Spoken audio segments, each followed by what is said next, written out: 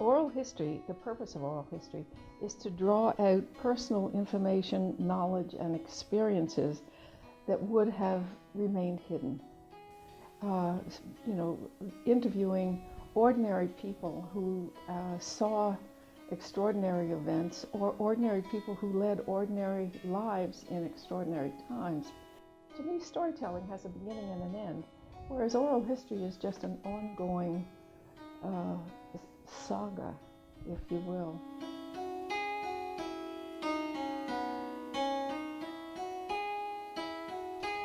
I mostly think about my mother's family and my mother. She was always very proud of her French Huguenot heritage and of her Dio family. She wanted certain things of her life to go to Huguenot Street, and one of them was a Libertyville coverlet was in her family barn, and she kind of rescued it. It was basically being used as a horse blanket. Before she died, she gave me the coverlet, and she asked me to take care of it. And I remember her words, until the time was right for me to give it to Huguenot Street. There's one of Jonathan Hasbrook's sons is Cornelius Hasbrook, and no one knows what happened to him. He just disappears. And some of the older generation said that he fled to Canada, quote, espousing the cause of the king. And I couldn't believe that. So looking through the genealogy, I find a little news clipping. And very quickly what started to come up is there was a big land dispute out towards the fairgrounds. Everybody is looking for Cornelius Hasbrook. They don't know where he is, but they're looking for him. One day I'm bored, I look up some land records, and there it is. Cornelius Hasbrook of Upper Canada, town of Sandwich, was it August 1818? And I tried to figure out, if you allow me this poetic license, how many Corneli were there during the Revolution that could be of age during that period of time, and there were two. And so it turns out that Cornelius Hasbrook appropriated some U.S. Army or Continental Army cattle, and he got caught, and he got branded. He was in jail. It was a big thing. This town had no industry. The Wallkill River didn't supply water power, so it was a farming community.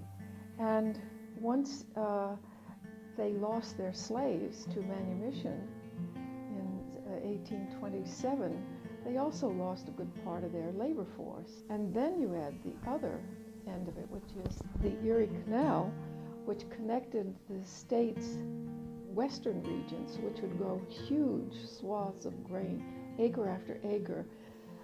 It left out these people here who had to ask a higher price because their land was smaller acreage. They didn't have the economies of scale. They were priced out of the market. So not only did they lose their labor, but they also lost their markets. They weren't prospering. They had to save what they had because of economy. So here it is. It's an interesting concept to think that this whole property was preserved because of bad times. What we ended up finding was one of the more important archaeological sites ever found in the Hudson Valley, because the stone houses were, I think, the second or third buildings built here. Because when the Huguenots moved down from Kingston, they weren't living in stone houses right away. It takes time to build them, right? So what they did is they would live half underground and half above ground in these pit houses. So we knew about them from records, but we never actually found one until we did the sewer line right next to the Du Bois Fort. And we found the pit house that Louis Du Bois presumably lived in. The pit houses looked kind of like a square with 1/4 of it taken out. So it was like a little stubby L shape. Huguenot Street has a bunch of artifacts we found from the pit house. But the most interesting one was one that we ended up having to kind of try to keep secret for a little while when we found an Indian Native American burial right in that one notch that was missing from the house. So when 300 years ago or whatever it was, when the Du Bois family was digging that pit house, they actually came within 2 feet on several sides of disturbing a several thousand-year-old Native American burial. Once we uncovered the top of the skull, we reburied it again to prevent looters. And so we had fenced the whole thing off. We had the Public Works Department and the police kind of camped out overnight while we hid it again. The interesting thing was that I just fairly recently learned that I was a descendant of Louis Du Bois.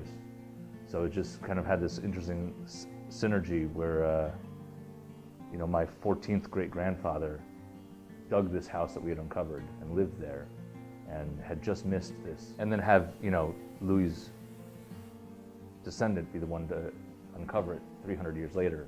And that's why the work of Historic Huguenot Street is so important, because they're the people who are keeping these stories alive.